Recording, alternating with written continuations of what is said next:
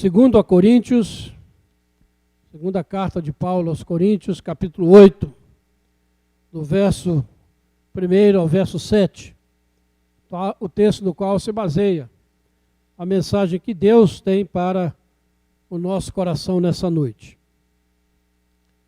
Diz assim a palavra de Deus: também, irmãos, vos fazemos conhecer a graça de Deus concedida às igrejas da Macedônia, porque no meio de muita prova de tribulação, manifestaram abundância de alegria, e a profunda pobreza deles superabundou em grande riqueza da sua generosidade.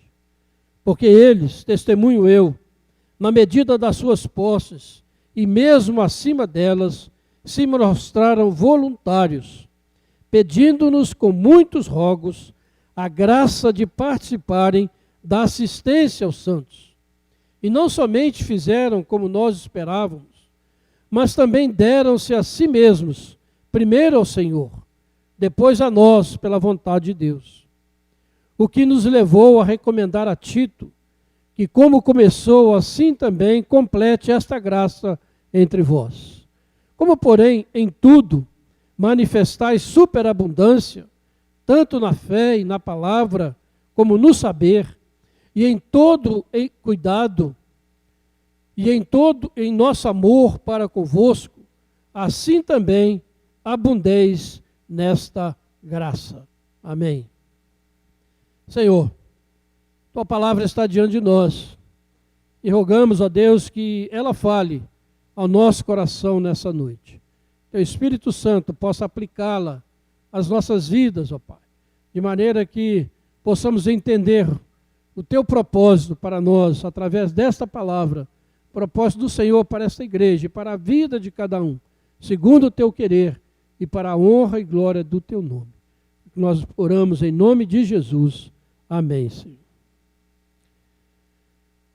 Nestes dias, quando nós vemos tantos abusos sendo cometidos por líderes religiosos, quando exploram aqueles que frequentam os seus templos com promessas mentirosas, se em troca de contribuições, em troca de ofertas de dinheiro, prometem que darão tudo que a pessoa quiser, desde que eles façam algum tipo de sacrifício ou ofertem conforme eles ordenam.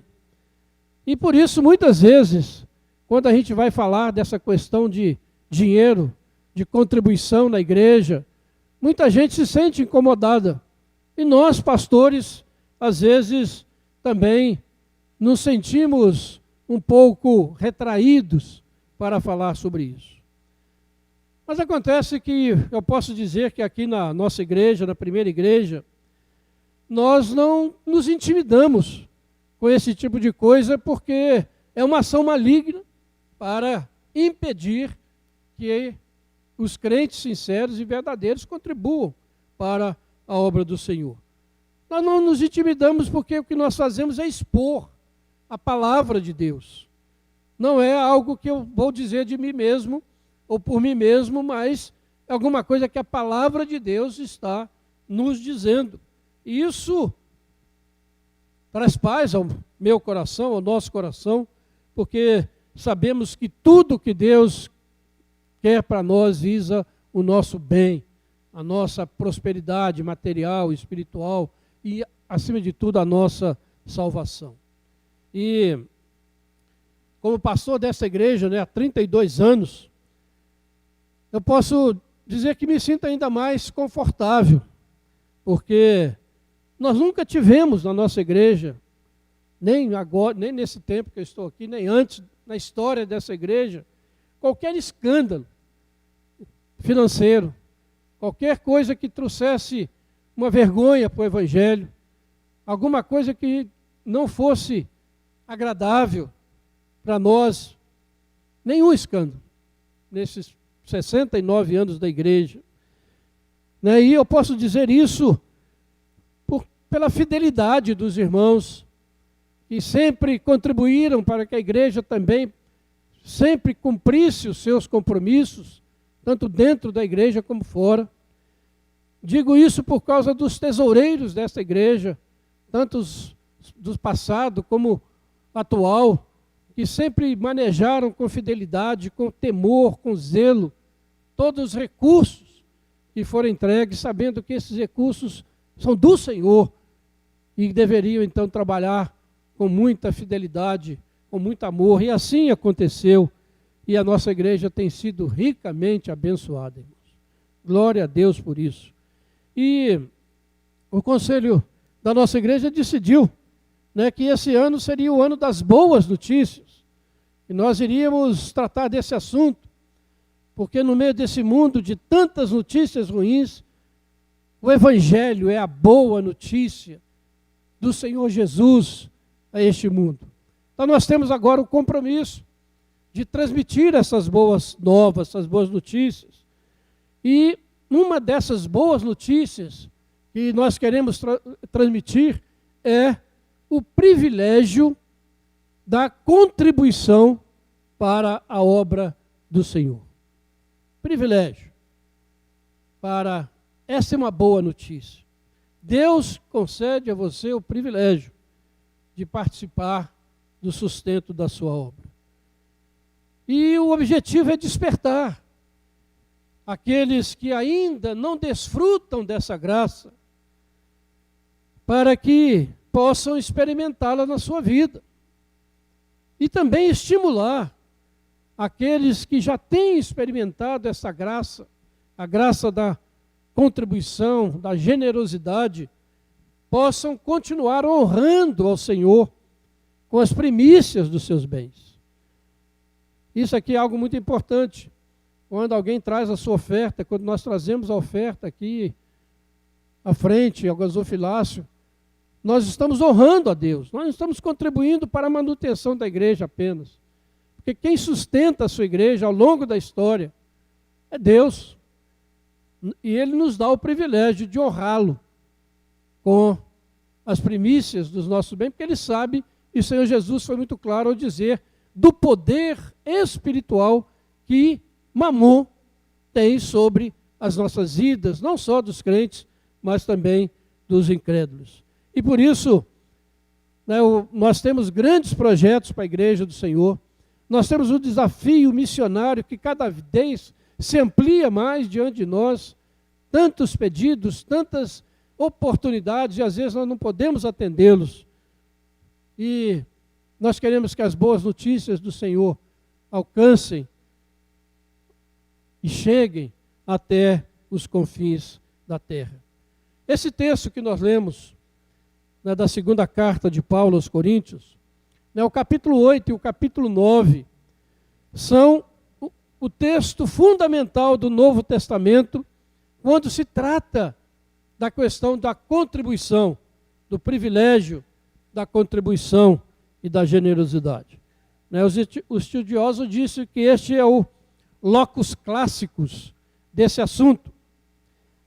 E eu quero aqui, e desse sermão vou citar mais vezes, o reverendo Júlio Andrade Ferreira, um pastor muito conhecido da IPB, já falecido, e que diz que, ao tratar desse assunto, já não é mais ele quem fala, mas é o apóstolo Paulo. Ele diz então, sou mero instrumento, simples analista de um passo inspirado. Tomarei a expressão das declarações divinas, e sei que qualquer que seja o conteúdo desta mensagem, não é minha responsabilidade. Eu levo você até Paulo, e ele vai conduzi-lo a Deus. E eu faço minhas essas palavras do reverendo Júlio Andrade Ferreira.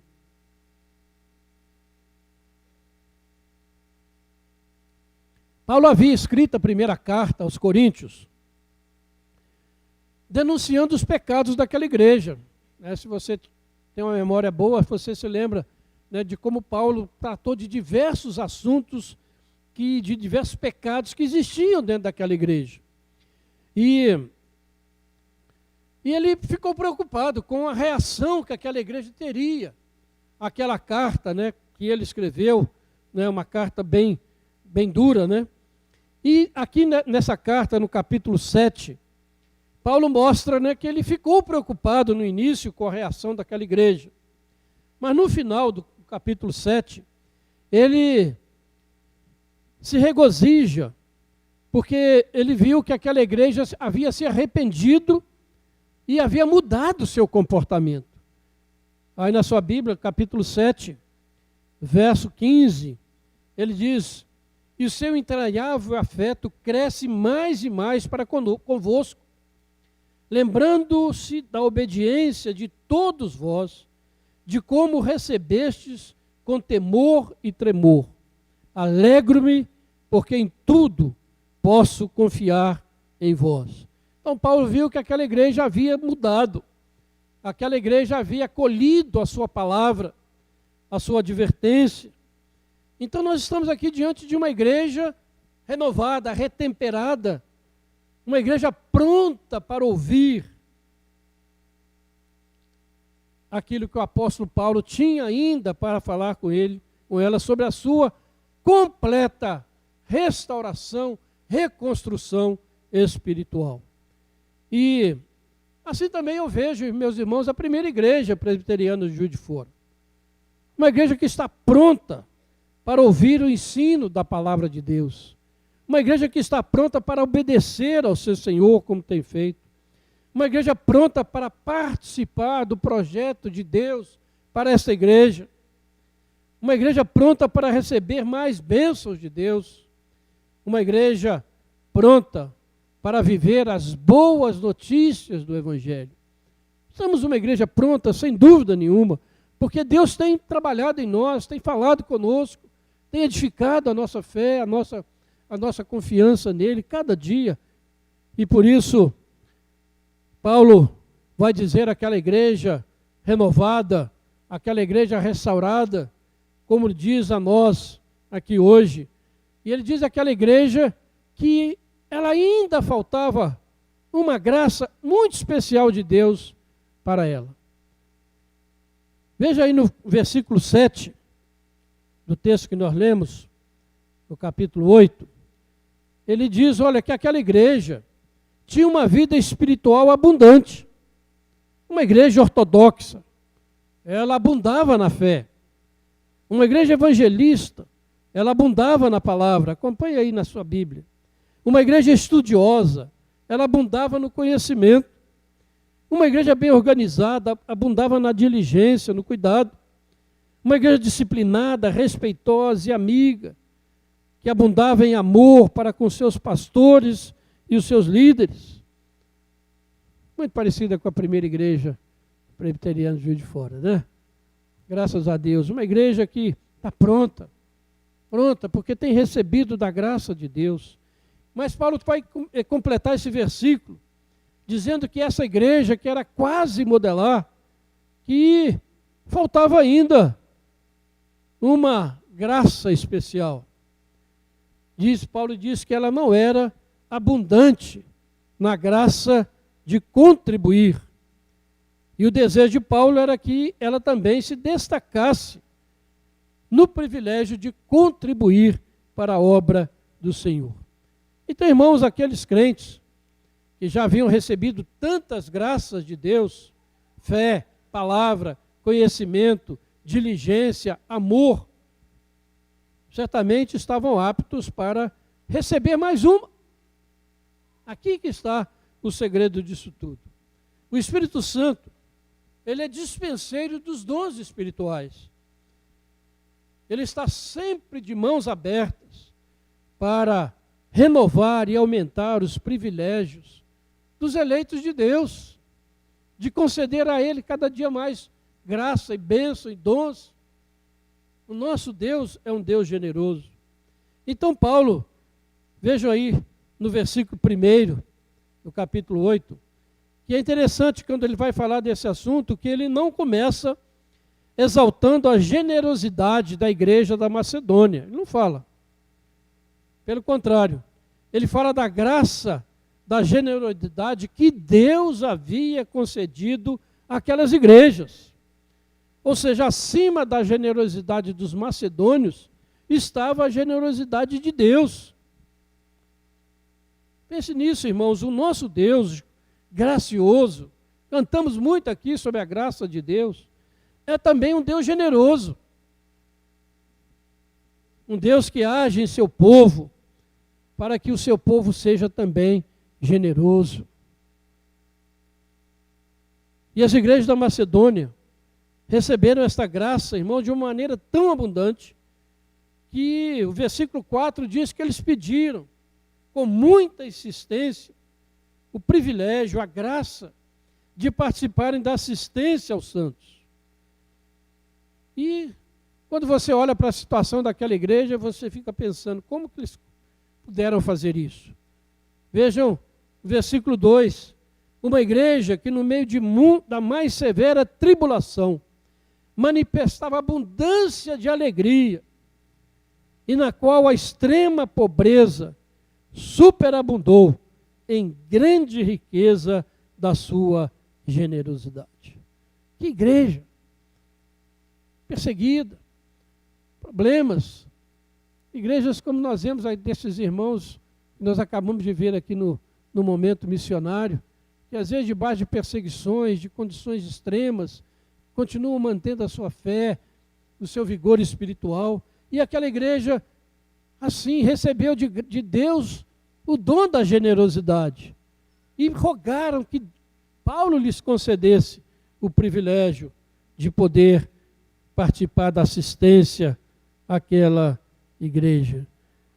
E isso, irmãos, é algo impossível de entender pela razão humana, dentro da nossa confortável civilização ocidental. Falando com o Bruno hoje, né, Bruno? Questão da razão, né? Às vezes nós queremos entender tudo, explicar tudo, mas nós, com a nossa mentalidade ocidental, nós não conseguimos entender muitas dessas coisas que vimos. Porque nós vivemos indiferentes, vivemos insensíveis às necessidades dos outros. Estamos muito voltados para nós mesmos. Somos uma geração e uma civilização extremamente egoísta. Extremamente egoísta. E a prova é esse evangelho que está sendo pregado aí, da prosperidade, da bênção, da riqueza, que você vai receber tudo de Deus, se você fizer um negócio com o Senhor.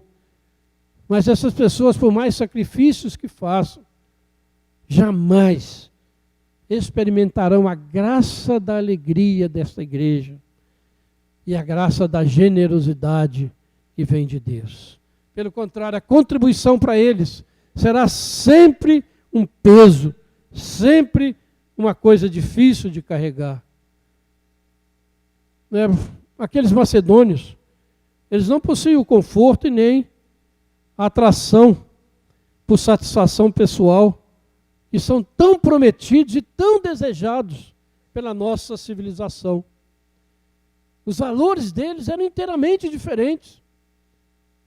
Inteiramente diferentes.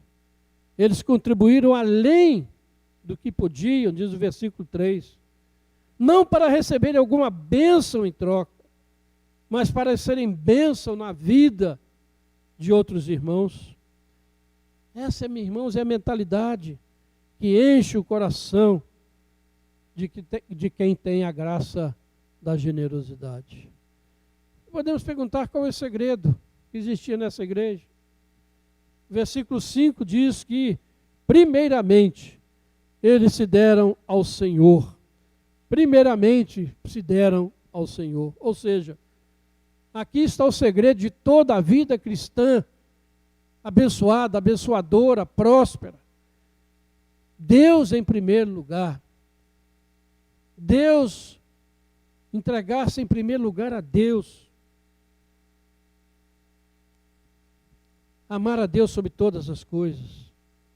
Para os macedônios, né, a coisa mais importante das suas vidas era o relacionamento deles com Deus que os havia salvado de uma vida sem sentido, vazia e, acima de tudo, da morte eterna. Eles compreendiam isso.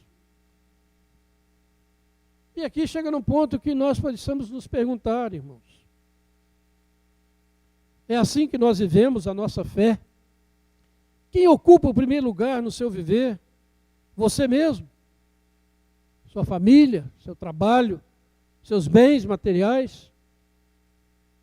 Deus tem concedido essa graça da generosidade na sua vida? Se você ainda tem alguma dúvida, Deus diz, faça prova de mim. Faça prova. É o único lugar que Deus manda testá-lo, né? E com temor e tremor, irmãos, eu posso testemunhar aqui que eu tenho recebido dessa graça pela misericórdia do Senhor. E muitos irmãos têm recebido essa graça aqui na nossa igreja.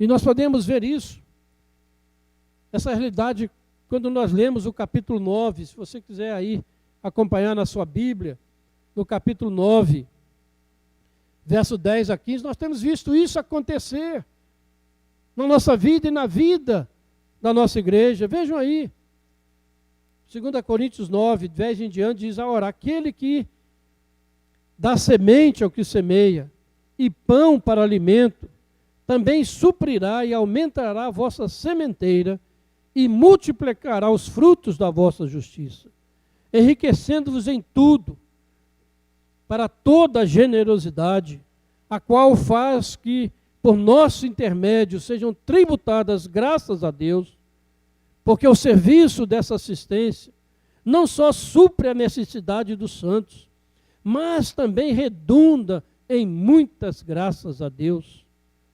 Visto como, na prova desta ministração, glorificam a Deus pela obediência da vossa confissão quanto ao Evangelho de Cristo e pela liberalidade com que contribuís para eles e para todos, enquanto oram eles a vosso favor, com grande afeto, em virtude da superabundante graça de Deus que há em vós.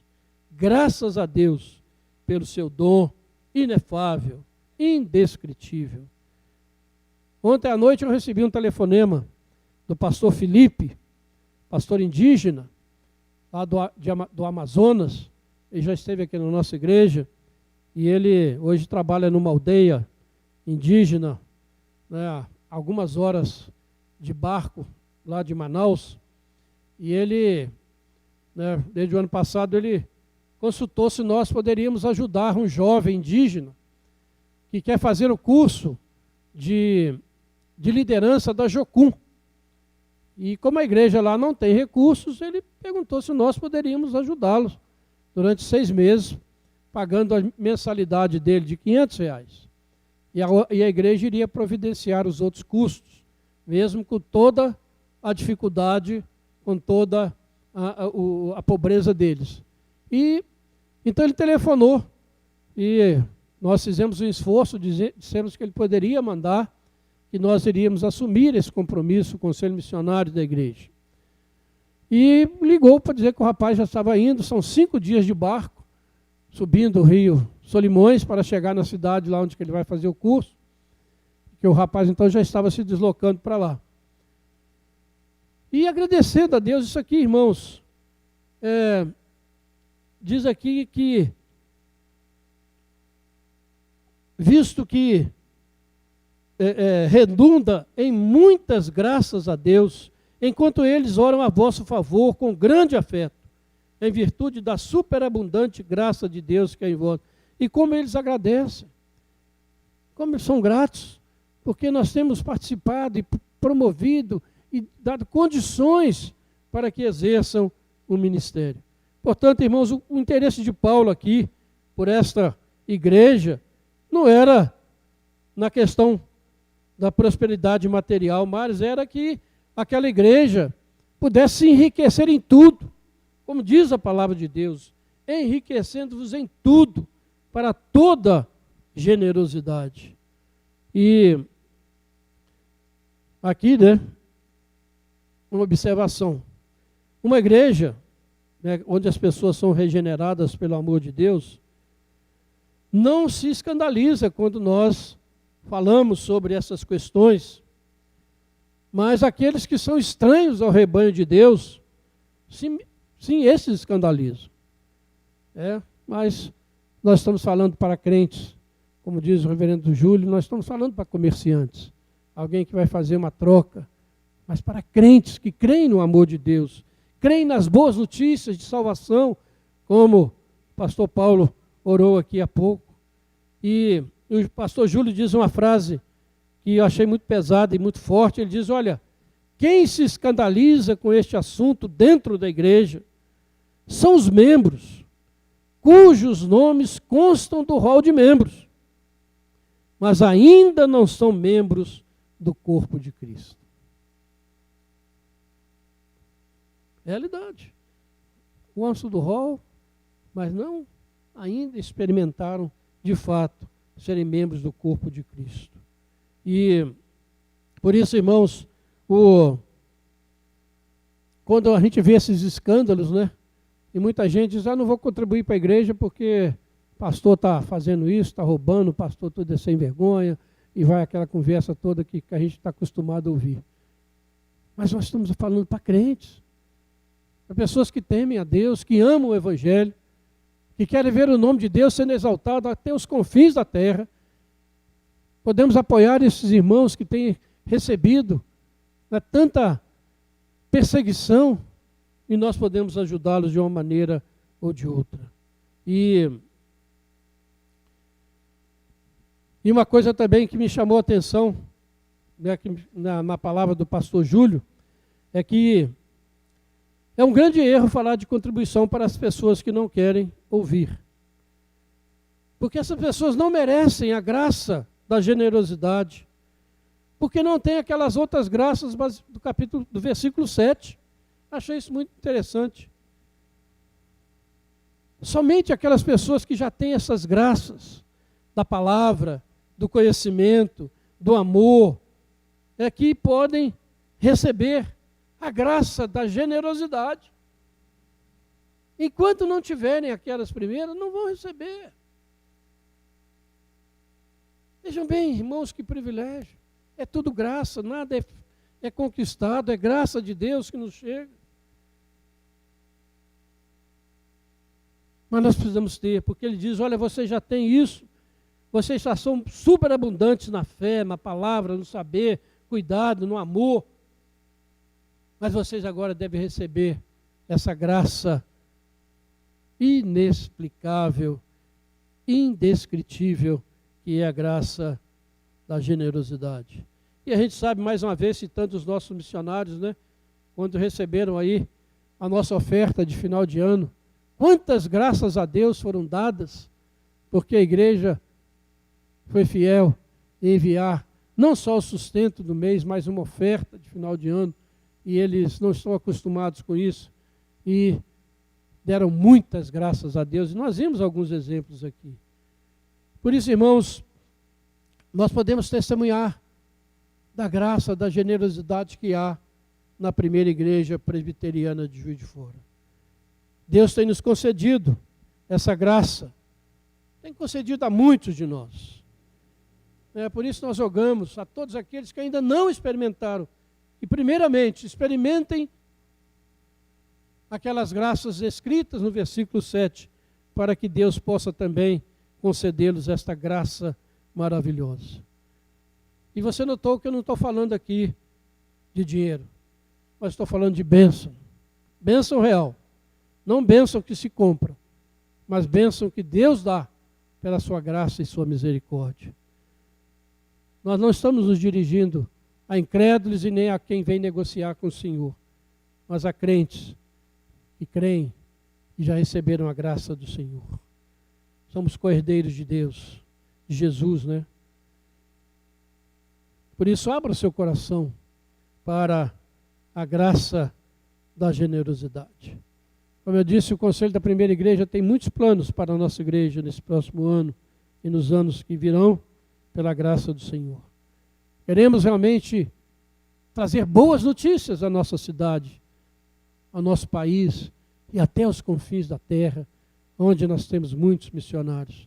Queremos ser instrumentos de Deus para dizer há esperança para esse mundo, dizer que há uma boa notícia, que Deus estava em Cristo, reconciliando consigo mesmo este mundo caído. Palavras de vida, palavras que transformam, que mudam. E nós precisamos crer nisso e precisamos participar disso verdadeiramente. Graças a Deus, Deus tem nos dado com abundância. Mas muito mais podemos saber, poderemos fazer, se todos nós experimentarmos esta graça da generosidade em nossa vida. Se todos nós realmente desejarmos glorificar a Deus através daquilo que Deus tem nos dado. E eu espero sinceramente que a palavra de Deus que você está ouvindo nessa noite leve você a agir como aqueles irmãos do passado, conforme vimos nesse texto da palavra bendita do Senhor. E que a graça da generosidade esteja de fato, irmãos, sobre toda a primeira igreja presbiteriana de Juiz de Fora. Nos lembremos sempre que a contribuição para a obra de Deus é uma graça que Deus concede aos seus eleitos. E é uma prova clara e cabal da nossa eleição eterna. Que Deus nos abençoe. Paulo termina o capítulo 9 dizendo: graças a Deus pelo seu dom indescritível. É um dom que nós não conseguimos descrever, mas que nós podemos experimentar na nossa vida. Que Deus abençoe a sua vida, a minha vida, a vida da nossa igreja, para que realmente possamos ser como essa igreja da Macedônia, cheia da graça de Deus, do privilégio, da contribuição e da graça da generosidade. Experimente isso na sua vida e você vai ver realmente as maravilhas de Deus. Que Deus nos abençoe.